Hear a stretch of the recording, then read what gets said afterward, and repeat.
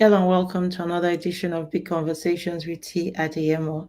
How are you today? It's Monday, the 12th, I think it is, of February. I hope you're doing well. Thank you once again for joining us. Sharif Haji serves as the Member of Legislative Assembly, MLA for Edmonton Decore. He's also the official opposition critic for immigration and accreditation. And he joins Steve this morning on Big Conversations. Good morning, Sharif. How are you, sir? Doing very well, T. How are you? Yes, I'm also very well, thank you. It's nice to see you 8 months in. How has it been so far? Fabulous. Mm-mm. It's great. There's a lot of uh, challenges that our province faces. There's quite a number of issues that our people face. There is a lot of concerns that our veterans have when it comes to issues of health, issues of education, issues of affordability, issues of housing, issues of many other factors. So it's fascinating to work alongside with 38, 37 very hardworking, credible, wonderful MLAs on the opposition side to hold the government accountable on those issues and ensure that Albertans served in the best way that they deserve. Please correct me if I'm wrong. My understanding is that opposition MLAs are not really effective because they are not in power. Is this a truth or a myth? I wouldn't say. I think it is how we run. We run to serve our veterans, and it is there are multiple roles that you serve our veterans. In a government, you serve to govern and deliver. In opposition, you serve to provide the alternative, hold the government accountable, and ensure that Albertans are getting what the government run on, what they committed to, and that is a very, very important role. I would say that in the opposition, you do more hard work, and you do work that will impact on people's lives. Mm. Have you started to think about your legacy, sir? Because it's already 8 months you're in. Have you started to think about how the future writes about the present?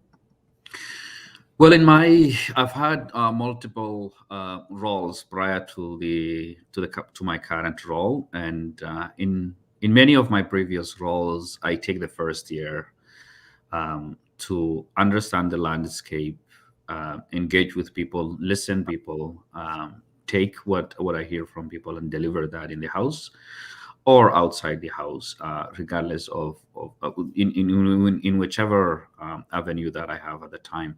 So I still feel like I'm still within my first year. So in the we had our first session, and there was quite a number of important issues that I have addressed in the house.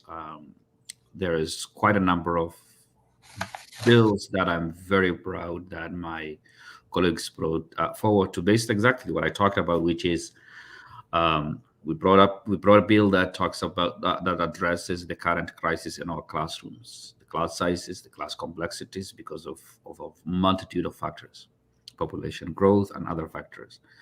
Um, so that is one. We brought a bill that talks addresses issues of housing. We have made quite a number of either a statement or reminded the government what they need to do on various issues on immigration, on accreditation, on the healthcare side, on the affordability side, on the environment, on the climate change, on like name it. So quite a number of things. So it will still be quite early for me to pick one specific issue as what my legacy one I want to be. But I think one key principle that I have gone into this and that I will be remained and I will want to leave behind in any time that I decide not to continue in my role or people decide will be being a voice of for those who feel that that voice needs to be delivered in the house, and I was able to do that in my capacity as an opposition MLA, alongside with my 37 colleagues. I like when you say being a voice, and I crafted this question because of this pinned post on your X page, and in it you're talking about mortgages for Muslims who have been impacted, and I didn't really know that you had put forward other bills around classrooms, around climate change, and this one and that one, and legislature. And so I crafted this question: are you MLA for just Muslims or all of Albertans? Or are you MLA for just Somalis, Muslims, or all of Albertans? My record, it speaks in itself. I have had a role prior to this, which speaks to diverse communities within the Black communities, and they are diverse, whether they come from Caribbeans, whether they come from the continental Africa, whether they are Christians, whether they are Muslims, whether they have other believers or non-believers. So in my previous capacity, and my role speaks in itself. So I am a representative in the House for Edmonton Decore and the people of Edmonton Decore. But I also understand that people who have my lived experience that can relate to me will reach me out, specifically because they want to express challenges that they face.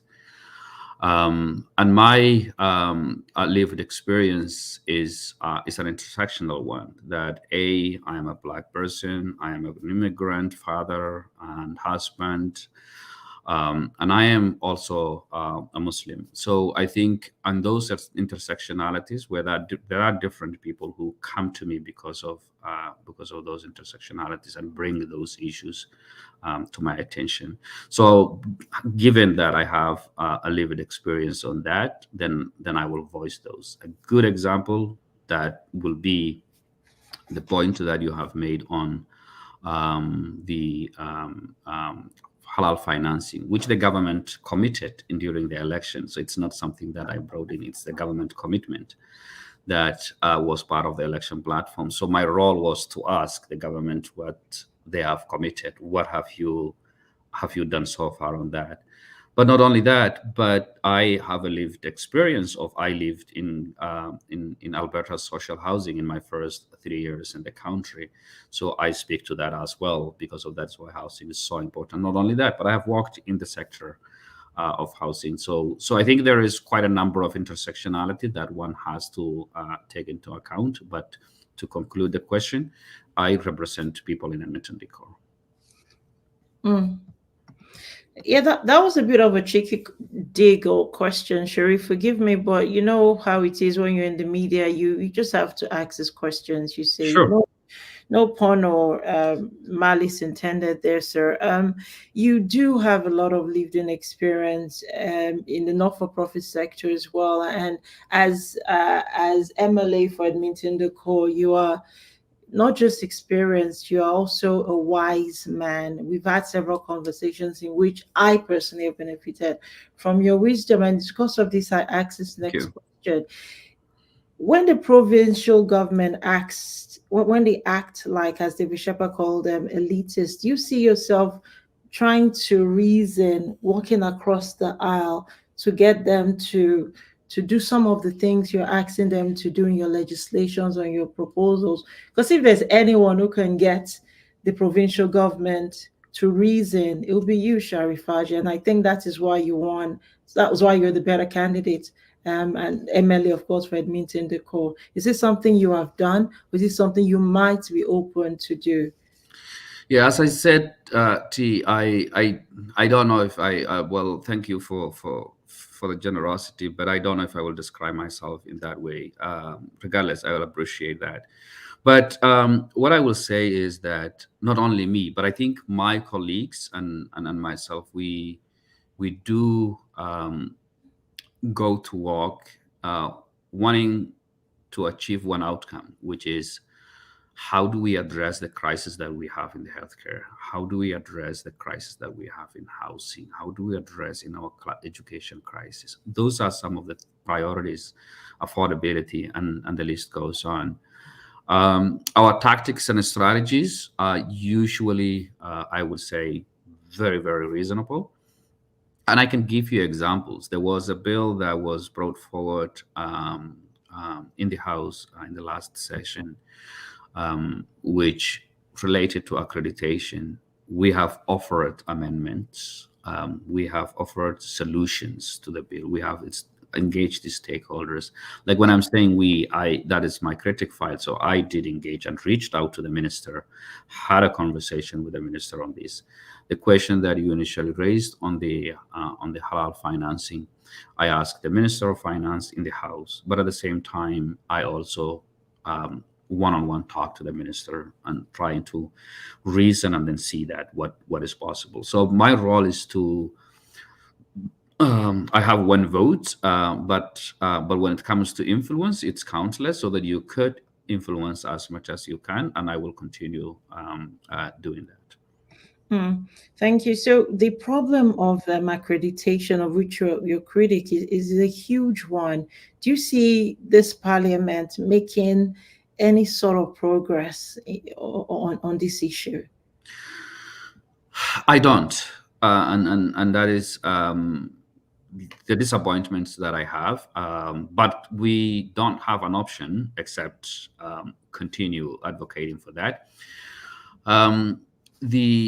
There are other jurisdictions in our province, in our country, that made much better and reasonable, approach to issues of addressing credentialing. We don't have that. The system is convoluted and confusing, even for people who stayed in the country, not alone for those who are new to the country that do not understand. So we want a simplified system that when somebody comes, can try to get the credentialing that they need, so that they can get the jobs that not only they deserve, but the jobs that they have been trained and they have the knowledge on. And I think that is very important, not because of the individual in itself. It's a disadvantage to the province. It's a disadvantage to the economy. It's a disadvantage to the productivity. It's a disadvantage for us to excel in various areas. Pick an example of the healthcare. So we're in a situation where Alberta Health Services takes longer to recruit than they used to do before. It has higher rates of vacancy, which means that they're having more difficulties to retain. We are losing healthcare for workforce to other provinces and other jurisdictions, when we are gaining population in general from across the provinces.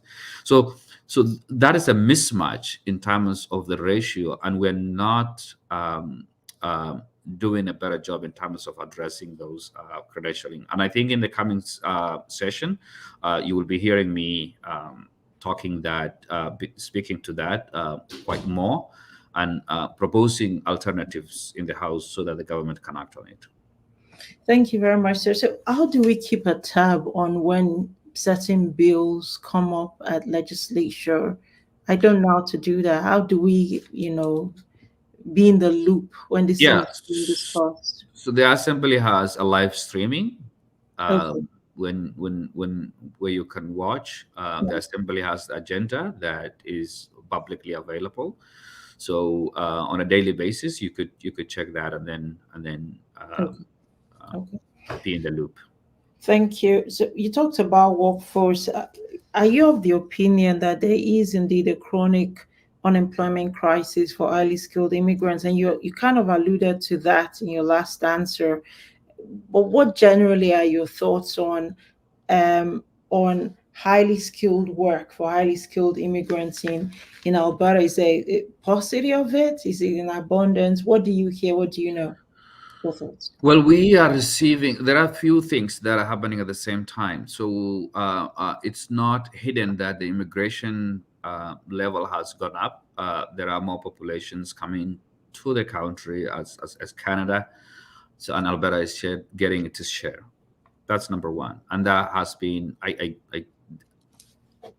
think based on that, the immigrant serving organizations that provide settlements and integration also have elements that they help new immigrants in the in finding employments.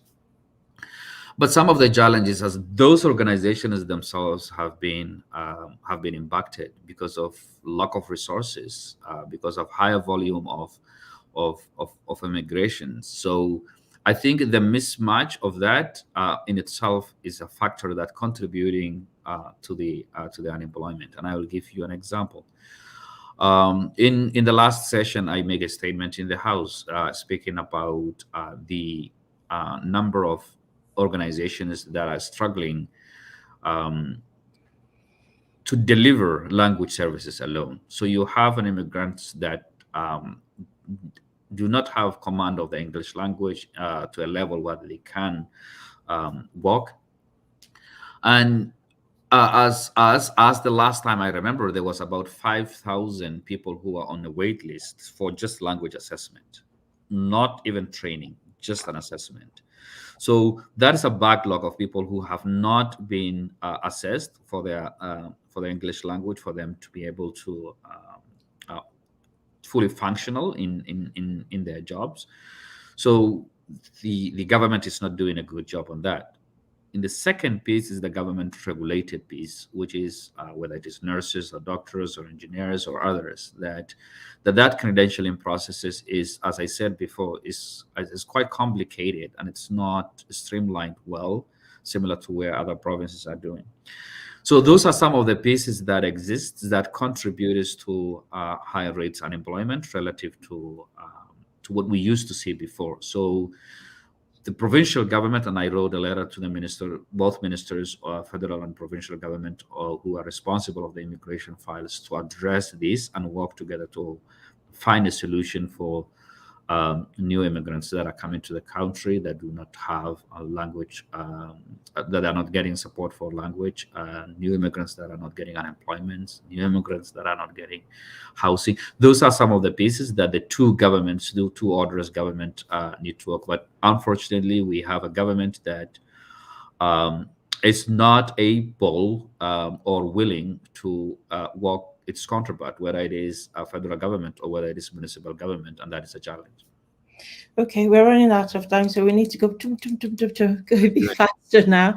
I want to ask about immigration in a minute, but let's deal with Black-owned businesses first. As it's Black History Month, we need to touch around Black History Month as well.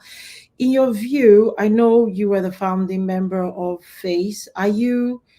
Do you keep up to date? Are you still are you busy there, or now that you're MLA, is bye bye to all the great work you did in the not-for-profit sector? And if you still keep up to date with the work FACE does, would you say that the problem of Black-owned businesses getting capital for their business is better, has been relieved by all the work you did as co-founder of Federation of African Canadians? Yeah, I'm proud to have been part of the journey, and I think that was because of my my previous role at the executive director of the Africa Center. So we co-founded the organization because there was a report that was released in 2019, 2020, that was speaking to the rate, the lack of access to capital for Black entrepreneurs and the lack of trust between financial institutions and African descent entrepreneurs. So on the basis on that, I'll be quick. I worked with quite a number of other leaders across the country, in Nova Scotia, in Quebec, British Columbia, as well as Ontario, to form the organization and work with the federal government. So the Prime Minister announced on May 2021, I believe, But after election, I kind of like have to take a time, like I don't follow. I have left the role as director, as part of the board of directors of ACE Coalition. And I see what you see probably on the social media. Other than that, I don't follow. Mm. But I'm hearing, based on what I see on media, they're doing quite good work. They have an office in Edmonton now. They have an office in Calgary now. They are engaging with Black entrepreneurs in terms of facilitating access to capital. Okay. But I'll add one thing: we need to do that similar type of mechanics that will help small business owners of African descent in Alberta, and the province needs to step up. Ontario did that, Quebec did that. I don't see why the province of Alberta cannot do that. Mm. Okay, we have to leave that there. You have an interagency stakeholder Black History Town Hall event on the 22nd, 27th of February. What are you hoping that town halls will resolve? I beg your pardon. What led to this town hall? How bad is the housing crisis in Alberta right now? Like, as someone who had previously worked, like I led the first provincial uh, affordable housing strategy, which was released under the NDP government. It's I could see this crisis coming. So, but now it's a crisis, given that our city council announced or declared a state of emergency when it comes to housing and houselessness. So we are in it. I'm not too sure if we have seen the peak of it. I am worried that we haven't seen the peak of it. The conversation that you referenced, is that I'm part of on the panel, is basically to bring awareness of housing, particularly Black populations, and it's because of we are during Black History Month. So it's one way to talk about and celebrate the history, but it's also another way that to spotlight and highlight the stories of today, which will be part of the history of tomorrow. That what is happening. But I will throw a few points here. Black Canadians have the lowest home ownership. Black Canadians have a higher renters compared to the rest of the population. Black Canadians have a higher utilization of social housing. So, in combination of those three indicators is what led to the conversation, and then that coupled by the the municipal government's declaration of housing crisis. So it will be a conversation. The intent is to bring awareness, and it is part of things that are happening on the 22nd, or there is another one that is happening. So which is not for Black population, but University of Alberta has another one. So anyway, that is part of housing awarenesses that is happening across during this month. I'm just wondering, I have not confirmed if that event you're attending is a free event or you have to pay a small fee to be part of that conversation. But I'll look into it. I don't know. I'm not sure. I can't Is confirm. it the one on the 27th? Yeah, the town hall on the 27th. Yeah, my understanding it's free. Okay, it's a free event. Lovely. Okay. Are you Team Kathleen, Raki, or Sarah? Are they not all my colleagues? I have been team all of them, and I will continue to be team all of them. That's a political statement, and I know this is probably not the platform for which to declare who you will be endorsing. Is it Sarah or Raki or Kathleen? But what I find interesting, I got a press release for Kathleen. I'm just wondering, is she the anointed candidate for Alberta NDP? And no one bothered to send me a press release for Raki or Sarah. Your thoughts? Yeah, I think you should follow up with them and then figure out what. Like I have no understanding, and I don't know that. Okay. Yeah. All right, MLA Sharif, what do you do for your mental health? Do you sing? Do you jump? Do you skip? Do you read? Is Okay, what good do you question. do This for is a your perfect question. I watch sports, okay. and I Okay. was cheering for Super Eagles. Yesterday, the AFCON match. Oh, thank you. You're half Nigerian. Well, a lot of us were not too disappointed because, as is with the Nigerian team, they lead us up and they always drop us. So, thank you for You sharing. were prepared for that, I guess. We knew what's going to happen.